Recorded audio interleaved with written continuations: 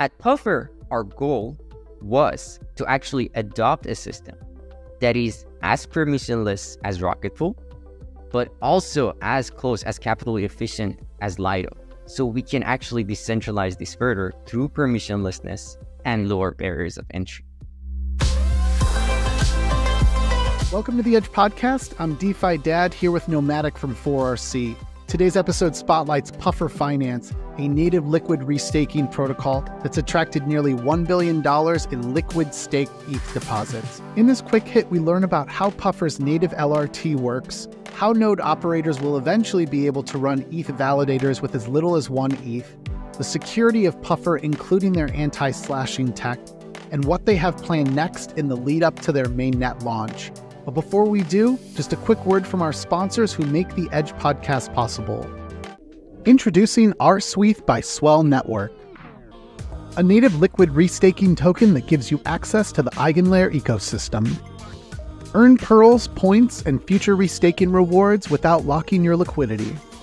And enjoy countless DeFi integrations for earning easy passive yield. Learn more at swellnetwork.io. Introducing the MANTLE Liquid Staking Protocol, MANTLE LSP, a permissionless, non-custodial ETH liquid staking protocol deployed on Ethereum L1 and governed by MANTLE. With MANTLE LSP, users can stake ETH to instantly receive METH, earn yield and accumulate rewards the longer you stake. METH is the value accumulating receipt token that will give you access to expanded yield opportunities. Stake and watch your yield grow with MANTLE LSP. Introducing KELP DAO, the first liquid restaking platform for LSTs. With KELP, anyone can deposit stETH by Lido, ETHX by Stater, or SFRX ETH by Frax, and mint a liquid restaking token called RSETH. With RSETH, you can participate in your favorite DeFi platforms and get 100% of all EigenLayer points plus KELP miles. A fresh wave of restaking is here, restaking that's liquid, rewarding, and convenient. Learn more today at kelpdao.xyz/restake. For most of us, our crypto journey started with MetaMask, and now with MetaMask Portfolio, we can do so much more. MetaMask Portfolio puts you in control. Use the dashboard to see all your assets and balances across your wallets in one place. The buy feature allows us to buy crypto assets effortlessly with fiat options such as PayPal or credit card. The swap feature allows us to swap any tokens anytime by finding a selection of available rates. The bridge feature allows us to bridge between networks including Ethereum, L1s, and L2s based on the best price and fastest delivery time. And with the stake feature, anyone in a few clicks can stake ETH and earn rewards. Do more in Web3 your way with a safe, simple, and convenient tool that's all in one place. Track and manage your Web3 everything at metamask.io/portfolio. It all started so simply with CryptoKitties and Maker on Ethereum, but quickly became complex with more applications and many chains. Today, everyone agrees UX issues are the biggest blocker standing in the way of crypto adoption. Introducing Avocado. Multi-chain UX redesigned from the ground up. The first wallet to abstract networks, accounts, and gas. One gas tank to pay transaction fees on all chains in USDC. And native access to INSTADAPP's powerful, custom DeFi strategies. Avocado, one wallet to rule all chains. All right, let's introduce the CEO of Puffer Labs, Amir Forouzani. Amir, welcome to the Edge Podcast. How are you doing? Great. Thank you so much for having me. So as we're recording this, and this number will probably go up by the time folks have listened to this podcast, there is over 900 million in ETH that has been deposited into Puffer. And so this podcast neatly rounds out a series of podcasts that we've done on liquid restaking tokens. We've covered EtherFi, we've covered Renzo, we've covered KELP. We're yet to cover SWELL, but we've got that one on the schedule as well. And so we're just very grateful to get to talk with you, so soon after this like mega launch that you guys are in the midst of. Part of the podcast today is going to lay out What is the vision behind Puffer as a native liquid restaking protocol? Where are we in this launch that, again, has taken us to almost, over 900 million in deposited ETH? And, ultimately, how does this LRT protocol differentiate? So we probably should start with just a little bit more about your background. I think one thing, having known you for about a year now, Amir, is that you've always been a decentralization maximalist. I think you've always, talked to me about building things the right way for Ethereum to be maximally decentralized in the future. What else can you share about your background? What led to the founding of Puffer? Absolutely. Yeah. So I can start from the days that I was sharing ideas with actually my friend, which we actually started Puffer with, Jason, around securing the future of compute and future of computation, confidential compute, and where are the places we can go about that. He recommended me Ethereum as a decentralized source of trust and a global decentralization source of trust. After exploring that, we realized, wow, it would be great to actually integrate and bring AI into this. And this is back in 2021. This was before the AI boom and ChatGPT and really seeing the full force of AI taking over. We entered Ethereum on that angle, but realized it is not decentralized enough. Essentially, even before the merge happened, we realized that majority of the staked ETH is going to be actually dominated by LSTs. And at that time, there was only one LST that was really dominating this landscape. We were exposed to this through actually our conversations with Justin Drake about our ideas of using confidential compute, or TEEs, trusted execution environments. Previously, prior to that, we have explored the use of zero knowledge or fully homomorphic encryptions, but the most practical thing that we came up with was the use of TEEs. Through our conversations with Justin, we realized that yes, there is a worry of over the centralization of the validator set even before the merge went live. There were researchers that Justin himself did around actually making running validators more viable, or even making LSTs, but for solo stakers. That's where he published the paper on liquid solo staking. In liquid solo staking, there was a paradigm actually proposed to reduce the risk of getting slashed if you run a validator. And of course, expose the validators to some LSTs. If they bring 32 ETH, they get 31 ETH of it back in LSTs and they have a 1 ETH bond. That was the base idea of liquid solo staking. And essentially, after me and Jason gave it a little bit of thought, we were like, before we get to our dreams of having Ethereum as decentralized global source of trust, we need to make it more decentralized. We need to build tools for it to make it more decentralized. So inspired by Justin Drake, we wanted to move towards the base layer of Ethereum, which is proof of stake and validating on the proof of stake, and making it as decentralized as possible. We received a Ethereum Foundation grant to build the anti-slasher that was proposed in Liquid Solo Staking article. I can unwrap that. I can explain what the anti-slasher does, but in very short, it actually prevents slashable offenses being produced by honest node operators. What do I mean by honest node operators? An operator who is not actively trying to self-slash, who's not actively trying to break the trust of their hardware, their TEEs, to actually break the hardware. The easiest way to think about anti-slashers that we actually built and open source as part of this Ethereum Foundation grant is just a ledger wallet. The private keys of your wallet are always secured in that hardware. You cannot take it out unless if you break in your ledger wallet through some hack. That's the easiest way to put anti-slashers. And that's where we started. We were like, okay, let's now focus on building a decentralized LST protocol. At Puffer, our goal was to actually adopt a system that is as permissionless as Rocketful, but also as close, as capitally efficient as Lido, and also as high rewarding and well-performing as Lido. So we started our research. We spent about 6 months just designing and brainstorming with a lot of Ethereum core researchers of, hey, what is the best way to design a system that takes the best of these both worlds to actually bring the best to the ecosystem so we can actually decentralize this further through permissionlessness and lower barriers of entry. That's how we ended up with actually Puffer. We included our anti-slashers. Then we came up to another roadblock. For example, in a trustless, permissionless setting like Rocketful, nodes come in with a certain bond, which is today, I believe it's 8 ETH. Let's say if that node gets to propose a block that is worth more than 8 ETH. If they refuse to share that block with the Rocketful smoothing pool, they might get penalized through the Oracle DAO that actually scans the chain and finds out, and hopefully they find out that they got a bigger MEV than their collateral.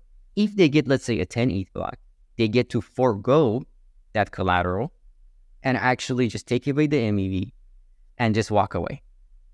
Effectively, they stole or rug pulled MEV from the rest of their stakers that trusted them with this stake. Another issue that became with like the design and improvement towards Rocketful current design was that if a node operator goes offline, walks away, loses 4 ETH, and then decides to turn their hardware back on to make that 4 ETH back, effectively they cost this is at the opportunity cost of the user. They lost 4 ETH that they could have made. The node operator didn't lose anything because they made it back, but the users who staked ETH didn't make it back. This gave basically birth to another big research, which we call smoothing commitments. Essentially a prepayment to actually operations on Ethereum to stakers before a node operator comes live. Today, we call them validator tickets because we actually transfer them to ERC20s in form of prepayment for the right to running a validator. This way, we decoupled the performance and also MEV rug pulling from the users. The users always would get the average rewards that is in the market. The node operator also does not have to stress about, oh, like I might not make enough, I might not get picked for the MEV, and it might just get disappeared. I will unwrap this a little more later as well, but a great version of that and inspired by that is actually called execution tickets, which currently are proposed to be added to Ethereum's mainnet. Those are similar to our validator tickets that are ERC20s, but they are designed around decoupling like basically attestations and proposers, which contributes further to decentralization. So we actually had time to discuss about reducing the risk of running a validator, reducing the risk of staking at a trustless LSD. Now we were at this crossroad. We were like, okay, we reduced the risk. We lowered the bond all the way to 1 ETH. We also reduced the risk to stakers. We asked ourselves at that point, is this going to be enough? Why would someone now pick our protocol compared to Light? Is this enough incentive just to say decentralization? Or do we have to even go one step further? That's where we got introduced to restaking. Restaking was a paradigm that could actually provide more rewards both for the node operators and incentivize them to come into Puffer, and also incentivize the stakers to get more rewards. So that was our last addition to this stack to be able to make the most trust minimized decentralized LST platform, which now today we call native liquid restaking because it is embedded with restaking on top of the stack. So Amir, with these LRT tokens, we've seen different mechanism designs, and we've seen some that can only be restaked into EigenLayer when the caps are open, and then some that can be restaked natively into EigenLayer. You know, doesn't matter if caps are open or not. And we've seen kind of the memes all over Twitter, no cap LRT tokens. So can you just break down, I guess, the differentiators there? Absolutely. So let me explain LRT very quickly. Liquid restaking token. It's a receipt that is given to restaking on top of EigenLayer. I would like to differentiate LRTs and native LRTs LRTs are basically based on bringing an LST and getting a restake token for your position in restaking. That's a receipt token. Native LRTs are what I explained essentially. Beacon chain ETH is getting pointed there, and there is basically income comes. Now, LST protocols have a pool that gathers a lot of ETH. In native liquid restaking, all of the validators of that pool point their withdrawal credential to an eigenpod, and therefore their natively restake users' funds, users' ETH, into eigenlayer. What does this mean? This means now their LST is generating both restaking rewards and also Ethereum proof of stake rewards. And the user does not have to go through hops of getting an LST, restaking it in a place, and taking it to another place. The reason that they're capped and they're uncapped is just like mostly because of the ethos alignment and also the risk profiling of what LST, like what restaking is and what the team at Eigenlayer is actually focusing on. Native restaking has better security guarantees. Why? Because it is the pure ETH backing the applications of ABSs. Also, at the same time, you have to put to account in native restaking, basically, if it is too centralized, it is not much different than LST restaking because the trust assumption is still on the node operators. Today, if you put to account, for example, Rocket Pool as an LST, as in restaking RETH, basically, as a restaking token, it's great. It is very much collateralized, and the underlying node operators are also economically collateralized. So they cannot take ransom of the AVS and say, hey, if you operate in certain ways, I'm going to slash the underlying asset, which is the LST. However, the native restaking, if also it is centralized and run by centralized operators, they can do the same. If one entity is running the entire native restaking application, they can say, I'm going to slash the underlying ETH and the underlying asset. These are the two different, assumptions. That's where we believe, even for native restaking, the underlying node operators have to be permissionless and decentralized.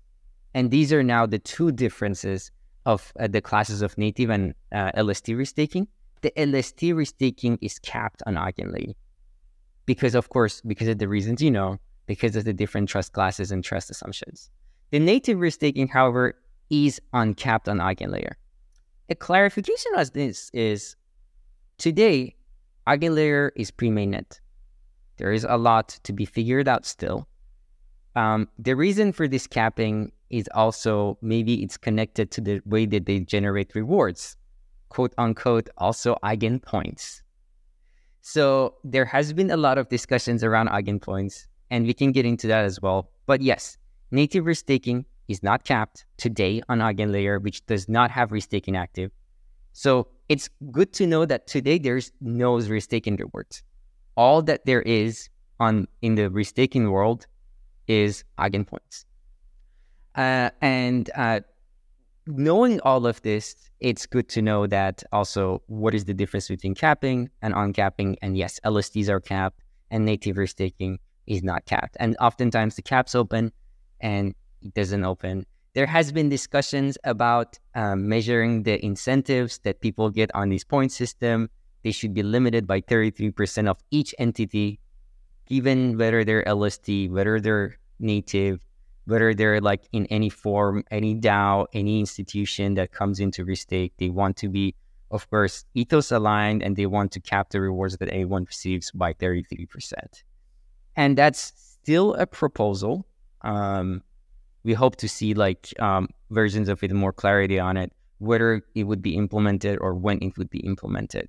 We are still curious to see that too. Amir, I just want to talk a little bit about your launch. As we mentioned in the opening, Puffer has accrued around 900 million in TVL out of the gate. Can you remind me of just how long you've been live? It's only been a couple weeks, right? Yeah, so I would like to also clarify that Puffer protocol is not live. This is our pre-Mainnet deposits campaign.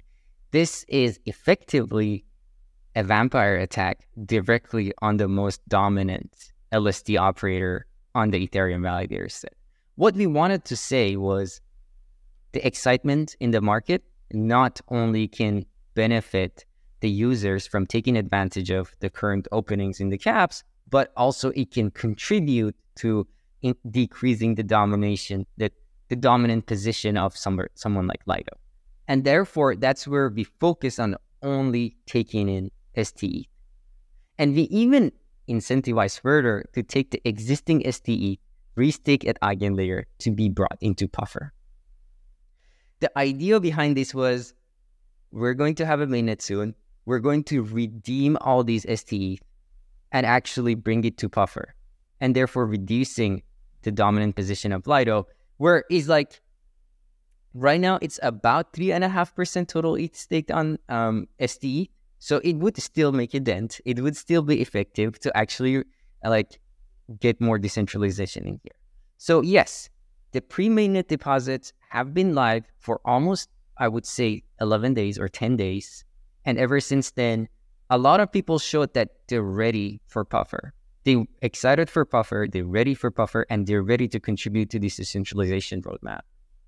And long before a lot of things would be implemented on Eigenlayer, or even on their roadmap, they would even hit mainnet, Puffer would be on mainnet. And we can actually start reducing this huge amount of stETH in Eigenlayer and actually bring it all to native restaking into Puffer. Yeah, no, I think that's a good clarification, because I wasn't actually aware that this was like a pre-mainnet, and it was kind of like a targeted vampire attack on stETH. I'm also just kind of curious, like, what did you do to, I guess, promote this like go-to-market? Because what was it, the questing component that was kind of like that gamified thing that you think really like drew people in, or was it the underlying message or ethos that you're bringing to the table with like decentralizing Ethereum? Like, what do you think like connected so well with people? Because, you know, I've been around the space a while, and this is a pretty extraordinary launch, I would say. Yeah, what do you think was kind of like the secret sauce here? Absolutely. I believe we've been educating the whole community for almost since August of last year. We've been talking about native liquid restaking. We've been talking about pooled restaking. And we've been telling the community that, hey, building a permissionless trust minimized protocol takes years to come. But we actually were able to pull it off. We went on our private testnet, and we felt like a readiness level to actually take and launch the pre-mainnet deposits campaign. And I think this was the sort of anticipation by the community that we're waiting. Okay, these guys have started talking about it. They're proposing so many designs around it. They're actually done a whole bunch of research. We are ready. It showed that Puffer, like users are ready for Puffer even before Eigenlayer mainnet, and they're ready for actually their launch. And I think that was an advantage of like bringing users in. Of course, the way that we designed this was also very focused on decentralization. And I think this was another thing that users were anticipating a lot, because there is a new protocol bringing a new paradigm to even liquid staking on Ethereum, and therefore building on liquid restaking. And that was a lot of good reception that we got from the community. Also, the way it was designed for the users, I think, got a lot of interest from them. Because unlike other vampire attacks, we actually made a liquid receipt for users' deposits on this campaign. Like, how it went was pufETH today is a liquid receipt for their stETH position into Puffer. It still accrues rewards. It's liquid, transferable. It can be like recently a curve pool actually opened for it. It can be swapped. The community went ahead and even spun up a Uniswap pool for it. Because since the restaking is not live, it's already tracking the highest yield in the LST market, which is stETH, and it actually enables users to actually get that and have a liquid receipt for it, unlike most of the other pre-mainnet campaigns that the positions are usually locked. So they can actually start like taking advantage of that within the DeFi ecosystem. They can trade it, they can sell it. At the same time, having Eigenlayer caps open gave an extra opportunity to users to also earn these eigenlayer points and rewards. That's where we wanted to not have any opportunity cost to the users that are participating in the vampire attack. If it was done in a normal vampire attack way, the users would have just locked their stETH, just get puffer points, and that would have been it. But now with this design, upon launching our mainnet, not only the vampire is going to go through, but also in the viewpoint of the users, they have already used pufETH. Right now, pufETH is a backing of the stETH position, but upon mainnet, it's going to be the backing of all the ETH that is staked within Puffer and ran by Puffer's decentralized permissionless validators. And that's how the flow of this campaign is going to evolve and go. DeFi enables a whole new world of trading and yield opportunities. Sometimes we all wish we had a little bit bigger of a budget so we can make the most out of it. That's why we created Blueberry. Blueberry lets you access the best opportunities on Ethereum all in one easy-to-use terminal. You can access 5x, 10x, or even 20x your money in one click, more than any other lending market, so you can maximize your earnings. Only on Blueberry. Maverick Protocol provides innovative liquidity solutions for token projects to customize, automate, and incentivize their liquidity with the highest efficiency in DeFi, all powered by Maverick AMM. Why has Maverick become the first choice for all kinds of token projects, from stablecoins to LRTs? As the first dynamic distribution AMM, Maverick AMM provides automated liquidity movement modes which move your liquidity to follow price, keeping it where it does the most good. This enables Maverick-powered pools to process higher volume with lower TVL requirements, and means that Maverick supports the highest capital efficiency for LRTs like wETH. Maverick AMM also supports non-uniform liquidity distributions, making it easy to concentrate liquidity in shapes that fit each project's individual needs. Finally, Maverick boosted positions maximize incentive efficiency for protocols looking to bootstrap their token liquidity to precise strategic areas of a liquidity pool. Token communities like Lido, Aave, Swell, EtherFi, and KELP DAO have been bootstrapping TVL and maintaining PEG using Maverick tools. Ready to build liquidity with maximal efficiency? Go to app.mav.xyz/The Edge Podcast today. I've got a number of rapid fire questions just related to the launch campaign and essentially what happens when you deposit into Puffer versus what will happen, in the coming weeks and months. We're recording this the week of February 12th or 13th. A week ago, there was the Eigenlayer campaign that kicked off the caps raise basically from, it was February 5th through the 9th. So it was a Monday through Friday campaign. For folks that deposited into Puffer then, if they deposited stETH into the one-way deposit contract, those folks, can you clarify, they are earning Eigenlayer points and they're earning Puffer points, if I'm saying that correctly, right? Correct. And the reason that you mentioned one-way contract, but yes, the reason that currently the contract is one-way is because we did not want to overcomplicate it for the users regarding their eigen rewards. And also, since it is very new, it's been only a week and a half, we wanted to make sure that the security guarantees are there. Therefore, we did not want to really make this situation bad for the users, but also at the same time, we have the community as the multi-stakeholders. I can unwrap how the contract of this vault actually for the campaign works as well, to give a little more clarity of how that looks. Yeah, I do want to cover that, and I want to cover the multi-sig. Maybe the next most pertinent question here then is, right now there are no withdrawals, but there is a transferable token that is pufETH. I think, as you noted, there is a curve pool that's live, but I honestly have no idea what sort of liquidity is in there yet. So for folks that have deposited then or even deposit now, they are getting the pufETH token, right? And that's a transferable token we can start to use in DeFi. Given that it is already a transferable token or a utility token, when do we expect withdrawals to be enabled for folks that would want to withdraw versus I think if you sell out of any LRT, you normally take somewhat of a hit just due to liquidity constraints. Absolutely. The withdrawals are going to be enabled upon our mainnet. And our mainnet is sent to be launched very soon.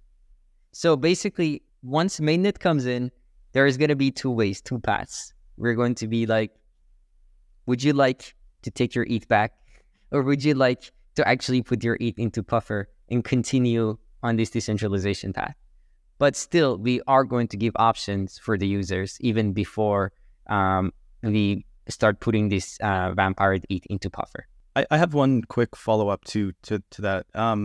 So since the EigenLayer caps are closed as of, I think, Feb 9th, anybody that puts stETH into this contract, the Puffer contract, they'll be accruing Puffer points, but they won't be accruing EigenLayer points right now. Is that correct? That is correct. Okay, if we fast forward to Puffer officially going live on mainnet, what happens then for folks that already deposited? Like, I have some stETH that I deposited into Puffer, so I have that pufETH token. Is that the same token as what would happen when, let's assume that I'm game for my stETH to be, used in the way that we've described it in native liquid restaking through an eigenpod, and I opt into that? Will I have a different pufETH token, or like what will we see on the application or on the Puffer journey, like the quest that we've been working through when this becomes available? Absolutely. pufETH would stay the same. The contract address is going to be the same. The backing of that yield-bearing token is going to be now the validator operations of Puffer instead of stETH. And therefore, as a user, you would not feel any difference in like what it happens, even if you had it borrowed or like in lending on DeFi, which many of them are upcoming very soon. Like I mentioned, like we just launched, so we are actually like preparing all of these liquidities, all these like DeFi positions and everything for users to be actually take advantage of. But yes, if you hold your pufETH and you are in all of this, in the point of view of you or the user, there is going to be no difference.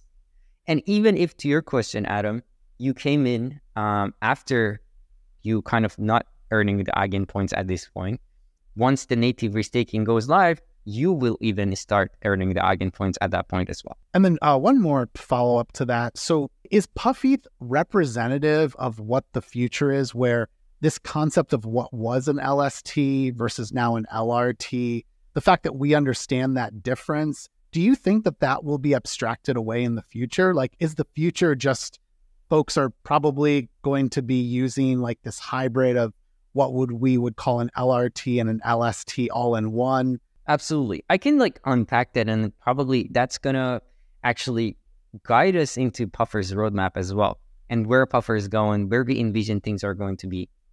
So first of all, I would say very shortly, it's all down to the risk appetite of the user.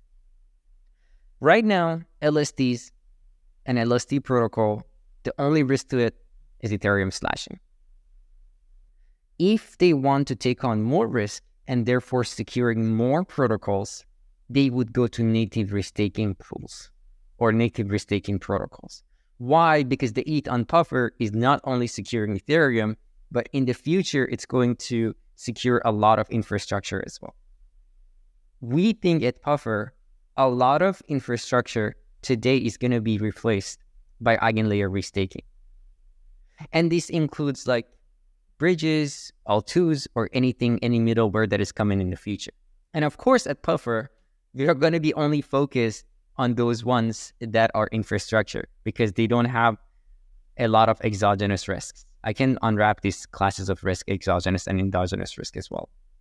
But yes, the future, I think, is going to be down to the user's choice, whether they want to start taking on more risk by providing their asset to secure more platforms, but also earning more. It's always that risk-reward factor. Higher risk, higher reward. And I believe in the future, yes, there should be a differentiation between the two of these. There should be a differentiation. There should be a choice for the user to pick which risk profile they want to go down to. Some users might be just okay with just securing the Ethereum chain as is. They might not be okay with securing an L2 or a bridge or anything else that is out there. And this is the future that we see. Amir, one thing I wanted to just go back to, you kind of mentioned the vault, like the where the stETH is being stored. And I think I've seen it on Twitter. There's some very notable, recognizable people that look like they're on that multi-sig. Could you just walk us through that architecture, how that stETH is being secured? And I guess, like, why should users trust you or feel comfortable with this arrangement and setup? Absolutely. The way we set it up is actually quite the way that EigenLayer set up their vault. Because even EigenLayer today is just a vault. Like, really, there's not much activity going on there. The idea behind it is actually have the community leaders, community opinion leaders, actually ethos-aligned leaders, have majority control on these multi-sig. The multi-sig is performed in a way that it has this function called time lock. So to dissect it, it's actually very detailed, but I can give you a very high level of what it is. The operation multi-sig is held by the devs. Whatever action they want to do, whether to upgrade, whether to move funds, whether to do anything, they have to have a 7-day period of wait.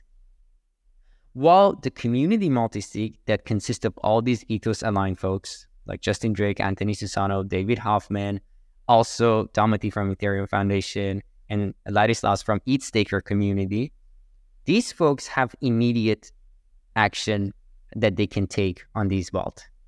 Essentially, God forbid, if one of the operations or one of the team members would like to do anything malicious towards the community, they can stop it immediately. And that's the same way that similar way some of the EigenLayer smart contracts are also implemented. Because now we're actually putting the trust in the hands of the community leaders to actually guide us and not let us deviate away from this ethos alignment path. And the reason we have a lot of these ethos aligned folks on the multi-sig holder is because of our roadmap, is because of our goals to further decentralizing Ethereum. Amir, we've spoken a lot with EtherFi and Renzo, and we talked about their plans for AVS yield down the road and how they're going to be tackling that and optimizing that. Would love to hear just how the Puffer team is thinking about that, and if there's anything you could share about that, that'd be great. Absolutely.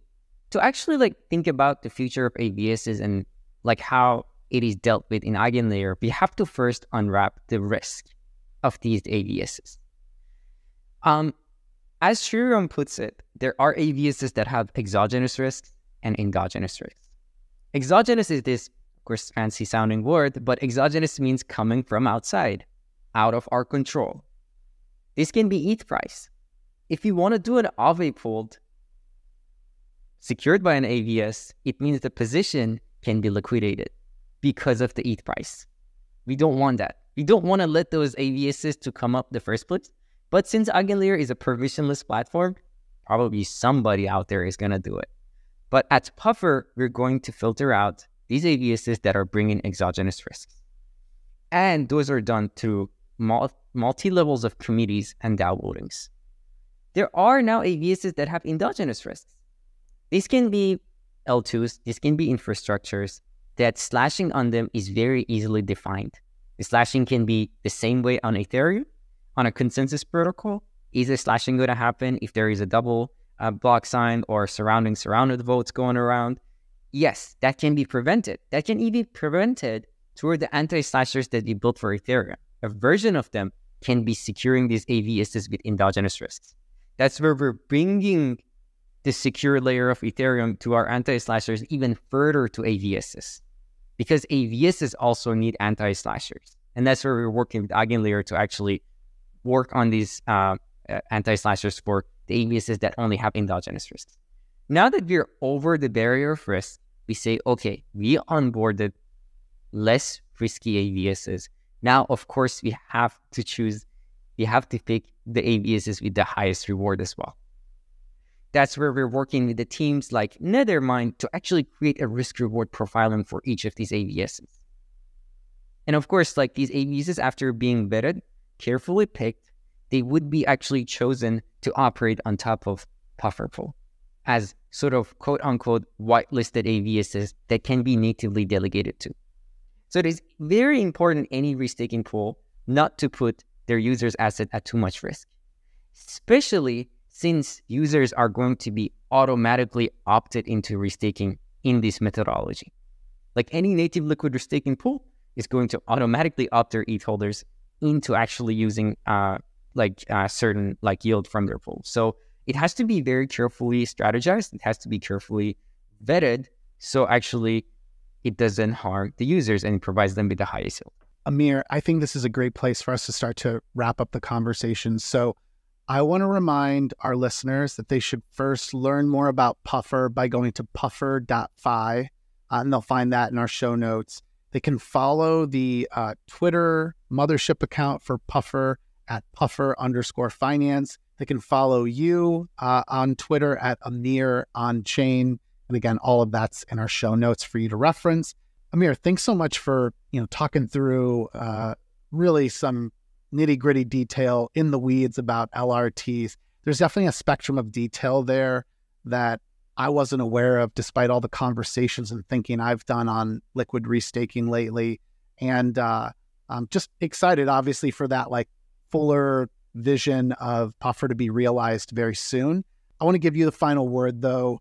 Most importantly, just want a reminder or a hint of when pufETH will be fully live, and anything else you can share, any sort of alpha, maybe DeFi integrations for us to look forward to.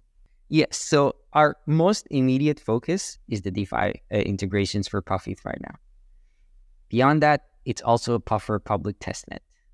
So be on a lookout to be able to run 1 ETH Ethereum validators that can be natively restaked permissionlessly. I think this excites us as much as our DeFi integrations is exciting us, because it's been long waited for a protocol to just come out and say, okay, just put 1 ETH or 2 ETH, depending on the anti-slasher technology they use, to run an Ethereum validator. This excites us the most. The testnet has been actually being tested with some of the professional node operators out there. We wanted to make sure the users have the smoothest user experience. But once we launch this, that's going to be another upcoming thing. And yes, these are some of the items on roadmap. And beyond that, it's going to be just a race to our mainnet. Puffer is going to be live. We need to make sure we're delivering now a secure platform. We implemented a lot of nuanced designs. This is going to be a new LST. This is going to be different than others. We have to make sure that it is also safe, because there's a lot of new things that we did for out of protocol improvements, because there are EIPs waiting to be passed. There's one item that is really also needed for native restaking is EIP 7002. If we would like to have a decentralized protocol backing an eigenlayer application natively, we need to be able to eject some validators to enable that beacon chain ETH that I talked about. And that's sort of on the roadmap of Puffer. Beyond that, we are also thinking about, like I mentioned, a lot of the infrastructure of Ethereum is going to be transformed to restaking. Puffer is going to be actually playing a role in that. You see now a lot of applications are doing that already. L2 as a service, restaking L2s, or all the other platforms that are coming out. Puffer at this bottom of the layer can also adopt that. Puffer can launch its own L2 and also its own L2 backed by oracles, bridges that are also deployed as an AVS on top of Puffer. So Puffer becomes this sort of hub, this one-stop shop for infrastructure to be deployed on Ethereum. And that's our ultimate roadmap and goal, to get into become this super DApp of infrastructure for decentralized Ethereum. Thanks everyone for tuning in. If you're a talented founder or developer, please consider reaching out to our team at fourthrevolution.capital. And for future episodes of the Edge podcast, please check out our link tree at edge_pod.